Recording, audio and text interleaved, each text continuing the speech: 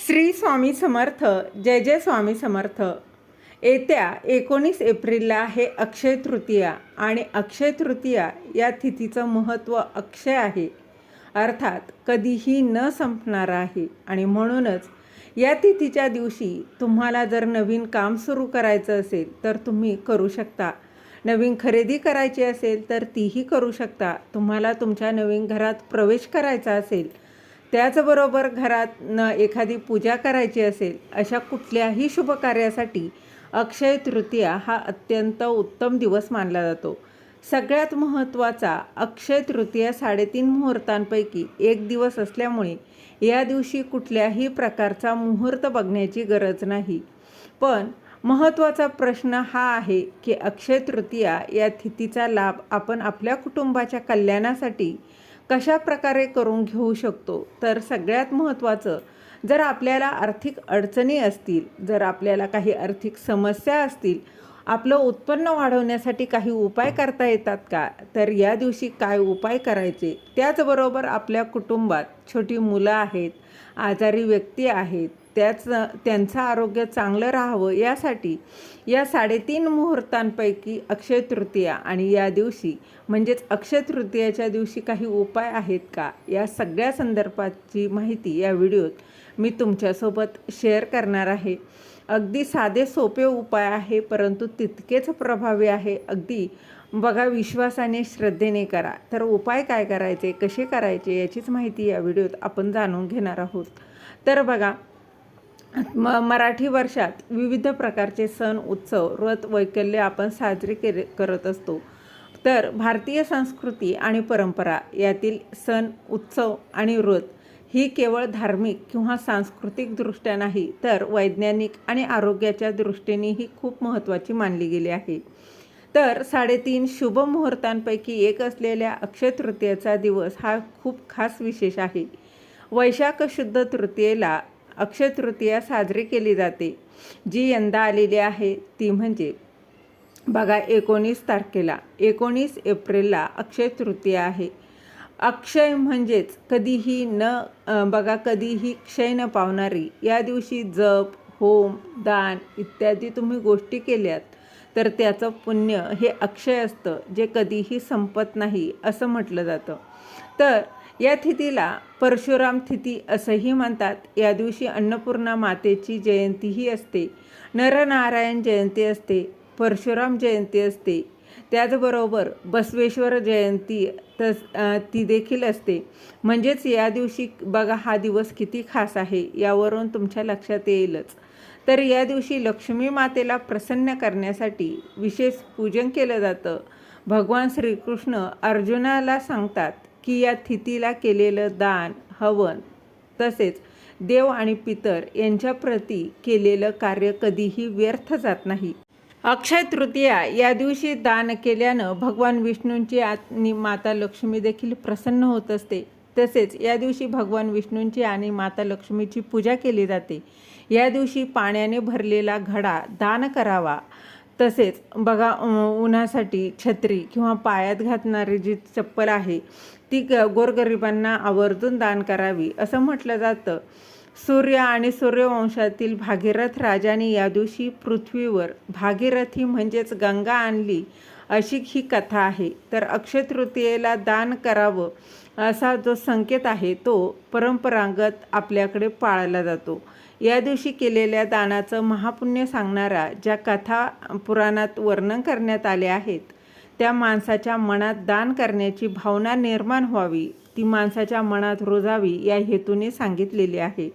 या सणाच्या निमित्तानं दानाचं आणि त्यागाचं महत्त्व हे बिंबवण्याचा प्रयत्न सर्व धर्मांनीच केलेला आढळतो. तर बघा, अक्षय तृतीयेला कृतयुग संपून त्रेतायुगाची सुरुवात झाली होती असंही म्हटलं जातं. या दिवशी कृषी संस्कृतीचा पालक म्हणून बलरामाचीही पूजा केली जाते. या दिवशी सुरू केलेल्या कोणत्याही शुभ कार्याचं फळ हे अक्षय म्हणजेच कधीही न संपणारं असतं. म्हणूनच तर या दिवशी घरात नवीन वस्तू घेणं, त्याचबरोबर आर्थिक काही व्यवहार करणं शुभ मानलं जातं.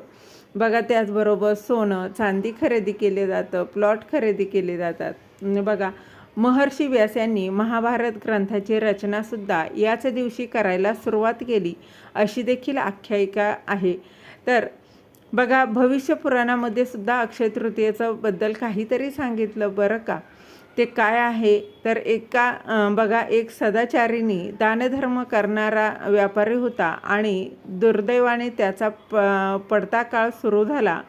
व्यापाराची स्थिती ही हलाखीची झाली, दारिद्र्य आलं. त्याला कुणीही अक्षय तृतीयेचा महिमा सांगितला. पुढे अक्षय तृतीयेच्या दिवशी त्याने यथाशक्ती दानधर्म केला आणि त्या बळावर पुढील जन्मी तो मोठा राजा झाला. खूप यज्ञ त्याने केले. राज्यात सुख जे आहे ते उपभोगलं. पण अक्षय तृतीयेला त्याने केलेलं पुण्य कधीही क्षय पावलं नाही, ते अक्षय टिकलं. अशी एक कथा भविष्य पुराणात येते. तर वैशाख महिन्यातील तृतीयाला चंदन मिश्रित पाणी आणि मोदकाच्या दानाने ब्रह्म आणि तसेच सगळे देवताही प्रसन्न होतात. या दिवशी तुम्ही अन्न, वस्त्र, सोनं तसेच बघा पाण्याचं दान केल्यानं अक्षय फळाची प्राप्ती या दिवशी जी आहे तर ती होत असते. या दिवशी जे काही दान केलं जातं ते अक्षय आणि दान करणाऱ्याला सूर्यलोकाची प्राप्ती करून देणारं असतं. तर या दिवशी जो उपवास करतो तो सुखसमृद्धीचा धनी होतो अशी सुद्धा मान्यता आहे. तर या तिथीचं महत्त्व तुमच्या लक्षात आलंच असेल. तर बघा, म्हणूनच या तिथीलाच तुम्हाला तुमच्या कुलदेवी कुठलीही असो, कुलदेवासाठी तुम्ही 3 गोष्टी करायच्या आहेत. तिन्हींपैकी कुठलीही एक गोष्ट करायला जमली तरी देखील आवर्जून करा, काहीच हरकत नाही. तर या दिवशी करायचं काय तर या दिवशी तुम्ही तुमच्या कुलदेवतेला कुंकुमार्चन करू शकता.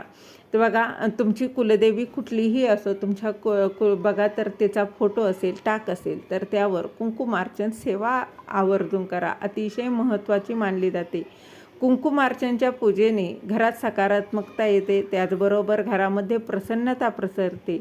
घरातल्या व्यक्तींच्या मनामधली नकारात्मकता निघून जाते. हे कुंकुमार्चन कसं करायचं त्याचा देखील आपल्या चॅनलवर व्हिडिओ आहे, तुम्ही तो पाहू शकता. त्या कुंकवाचा नंतर काय करायचं तर त्याची संपूर्ण माहिती त्या व्हिडिओमध्ये आहे, तुम्ही तो पाहू शकता.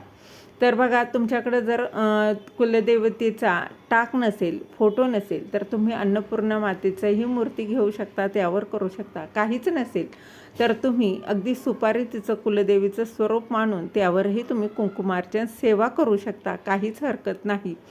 तर बघा, अक्षय तृतीयेच्या दिवशी केलेलं कुंकुमार्चन तुम्हाला अक्षय पुण्याची प्राप्ती करून देतं. तर दुसरी गोष्ट म्हणजे बघा, या दिवशी तुम्ही तुमच्या कुलदेवतेची ओटी भरू शकता. त्या कुलदेवतेची ओटी कशी भरावी याचा देखील व्हिडिओ आहे, तुम्ही तो पाहू शकता. तर बघा, या दिवशी तुम्ही कुलदेवीची तुमच्या ओटी घरच्या घरी देखील भरू शकता. आणि तिसरी गोष्ट म्हणजे बघा, अक्षय तृतीयेसारखा हा शुभमुहूर्त कुठलाही नाही. अक्षय तृतीयेचा सारखा शुभमुहूर्त असेल तर या दिवशी आपल्या घरामध्येच तुम्ही तुमच्या कुलदेवीची ओटी नक्कीच भरायची आहे. तर किंवा बघा, तुम्ही एखाद्या सवाष्णीला हळद कुंकू लावूनही तिचीही ओटी या दिवशी तुम्ही नक्कीच भरू शकता. ओटीच्या निमित्तानं कुलदेवतेची उपासना घडते आणि त्याचबरोबर कुलदेवतेचं स्मरण देखील केलं जातं. आता दोन्ही गोष्टी तुम्हाला जमणार नसतील तर तिसरी गोष्ट अगदी साधी सोपी आहे, ती देखील तुम्ही करू शकता. ती म्हणजे अक्षय तृतीयेच्या दिवशी कुलदेवतेच्या मंत्राचा जप करू शकता. कुलदेवतेच्या मंत्राचा जप करायचा आहे म्हणजेच काय, तुमची जी कुठलीही कुलदेवता असेल किंवा एक मंत्र आहे. आता कुलदेवतेचा मंत्र कसा तयार होतो तर बघा, तुम्ही अक्षय तृतीयेच्या दिवशी तुम्हाला कुलदेवतेचा 108 वेळा मंत्र जप करायचा आहे. अक्षय तृतीयेच्या दिवशी आवर्जून जप करा. त्याचबरोबर बघा, या दिवशी कुलदेवतेचा जप केल्यानं अक्षय पुण्याची प्राप्ती होत असते. कुलदेवतेचा आशीर्वाद आपल्या कुटुंबावर कायम राहतो.